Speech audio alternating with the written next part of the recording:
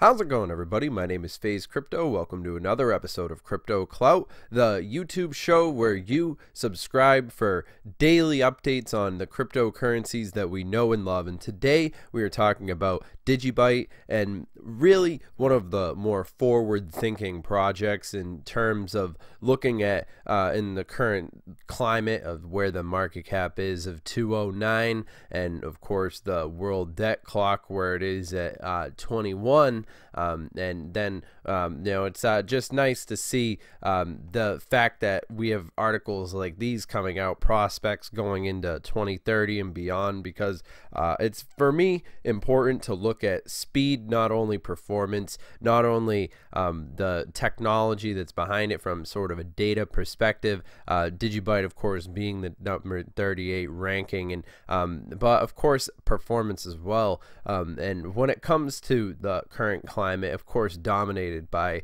still Bitcoin, a leading crypto, for some strange reasons that we'll get into later on in this video. But in short, it is interesting when we talk about all the things that are the baggage that are incorporated with Bitcoin, and of course how Bitcoin's sort of a household name among the cryptocurrency crowd as the time currently stands. But what I want to basically get into is the real fundamental fact that in a world of people actually using these cryptocurrencies, actually pulling out their DigiByte cryptocurrency wallet sounds a bit more realistic when we take into consideration speed, performance, and of course fees, because real talk, who's actually going to a Starbucks and buying their coffee with some BTC and dealing with all of the fees and all these different problems of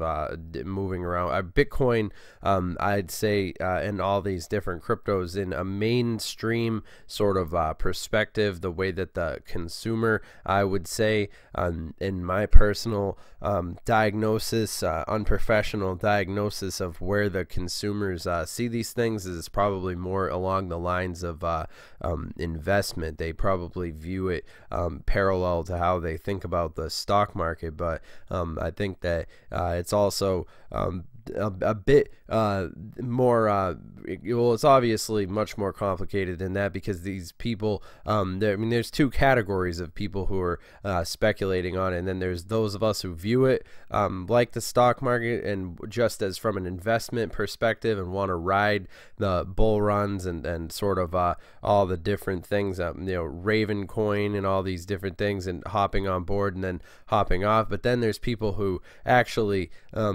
believe in the technology, and there's people out there who will say that the fact that when you take into consideration how DigiByte's making a lot of headway in the interest of basically providing security and essentially fighting against hacking and all these different problems that are rising up in a community and a world where people are moving online with all these different things. People are relying on essentially these storages of their data, and I think that the future is decentralized, and sort of that decentralized possibility of realistically making available that forward thinking, I think, is right on board with what DigiByte brings to the table. And when we see these news articles that are talking about how DigiByte's definitely thinking and waiting, and essentially I think that the system definitely is in need of a complete overhaul. Now, when this will happen,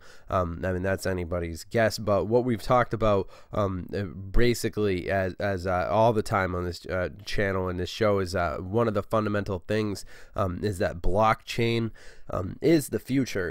Blockchain is, I believe, what's going to be a fundamental variable that's going to be the separating as far as the instances of, that are concerned with these different things, the cryptos that aren't mobilizing with blockchain and getting this sort of track record and developing a history of working with this sort of this futuristic it's cryptocurrency without a blockchain. It just doesn't make any sense to me.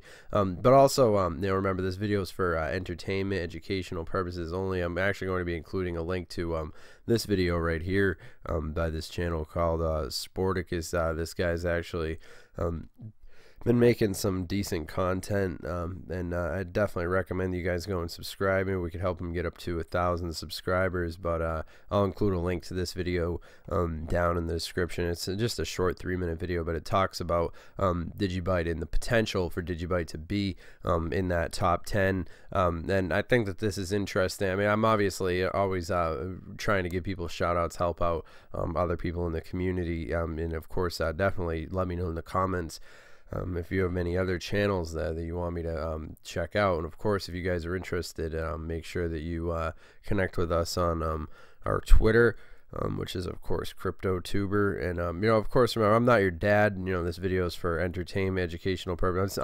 This isn't advice or anything like that. It's just a YouTube video. But I mean, in my opinion, I would say Tron. I mean, as Tron, and you have Ethereum, you have XRP, Litecoin, Cardano. But at the end of the day, I think that DigiByte will always be here, and I think as these things continue to move forward, DigiByte's really going to be separating itself from the pack, because we really are early in the game. This is still chapter 1 as far as these things go with cryptocurrency. So I think that DigiByte definitely does have the team behind it. And speaking as somebody who's been paying attention to cryptocurrency for a number of years now, I think DigiByte definitely does have the history, and it's spread across the world, and plenty of people are aware of it. It has a great community about it. I definitely say it's really one of those I mean, I'd love to see it go on Coinbase too. I mean, I saw that tweet and I thought that was amazing. I think that that's really something. I mean, the community really does make the difference when it comes to these. I mean, I think that when you really think about it, and it does need to be a vocal, the DigiByte awareness and all these different things, making people aware. I think that's definitely good, because in a world that's dominated by like Bitcoins and Ethereums, and it's important to give attention to these altcoins. It's definitely good to see all these different news articles that are getting closer to mass adoption. I think that the question of regulations is definitely prominent.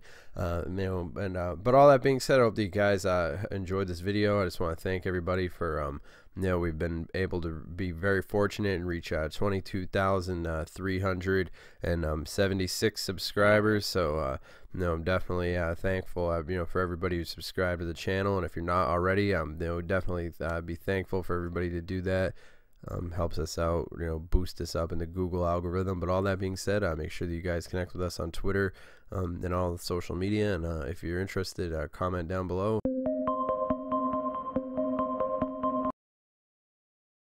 MySpace that much, but fundamentally, I mean, this is sort of nothing new. I wanted to just sort of talk about the layout of the website. And when MySpace made its comeback, I think that they made a tactical error. I think that after the Facebook layout and all these different social media platforms updating their way of doing things, I think that MySpace really missed out on a great opportunity, because what MySpace really should have done, and I believe still can do, is go back to the 2003 look of the website. It realistically just let people use the website, sort of the same thing that RuneScape did. You talk about like RuneScape is one of these games that is a perfect example of that. They've managed to maintain their audience because they give people this old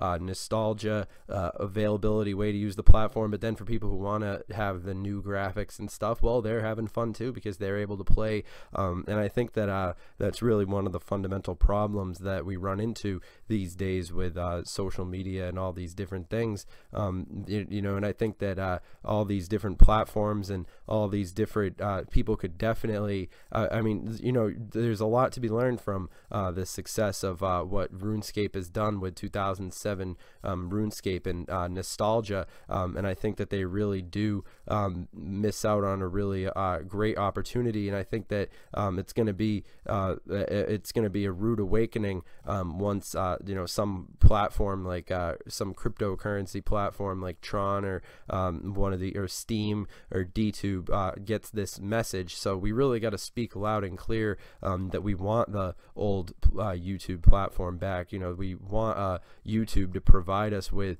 the platform and the layout and the functionality of the website that we had in 2005, and I think that it's definitely something that the newer generation definitely misses out on, because you know, we could go and it's lost, like it's gone. The only thing that's left from it is so it's interesting to see how this sort of ecosystem is going to move forward and develop, and I think that this is a critical idea that definitely needs to have its place. So I mean, yeah, this is just a short video just to get my this idea out there, but I hope you guys have enjoyed this, and yeah, I'll see you guys in the next one. We'll probably do a more official video later on.